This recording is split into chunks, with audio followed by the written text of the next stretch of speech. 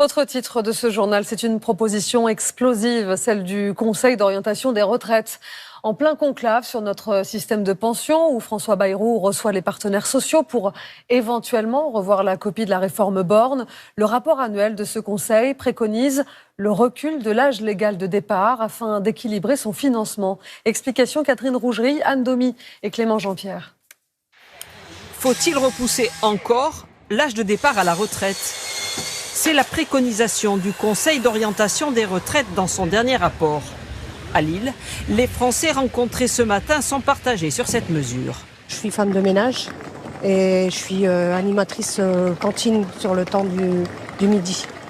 Donc c'est sûr que je ne me vois pas arriver jusqu'à 66 ans et demi. Déjà 64, je me suis dit bon, pourquoi pas, et encore, mais 66, même si c'est que 2 ans dans une vie, voilà, j'ai 25 ans, 2 ans, ça représente beaucoup. Si j'ai un travail qui est effectivement pas hyper physique, que je suis en bonne santé et que c'est toujours intéressant, oui, pourquoi pas, oui. En 2024, les régimes de retraite étaient déficitaires de 1,7 milliard d'euros. Si rien n'est fait, ce déficit atteindra les 6,6 milliards d'euros par an dès 2030, estime le Conseil. Pour éviter ce scénario, il recommande de reculer l'âge de la retraite à 64,3 ans en 2030, 65,9 ans en 2045 et 66 ans et demi en 2070. C'est selon lui la seule option qui enrichit le pays sans ralentir son économie.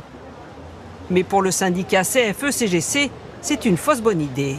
Ça rapporte de l'argent au début, tout simplement parce que vous empêchez les gens de partir en retraite. Donc les gens qui ne peuvent pas partir en retraite, ils ne dépensent pas de pension et ça fait des cotisations immédiatement. Donc ça fait une bulle positive, mais après, dès que cette bulle positive elle est partie, ça rechute. Donc ce n'est pas une solution à terme. Et puis on voit bien que plus on reporte l'âge de départ en retraite, moins vous avez de gens qui sont en capacité d'atteindre finalement cet âge. En discussion actuellement sur le thème des retraites, la plupart des syndicats s'opposent au report de l'âge. Ils préconisent en revanche de jouer sur l'emploi et les salaires pour combler les déficits à venir.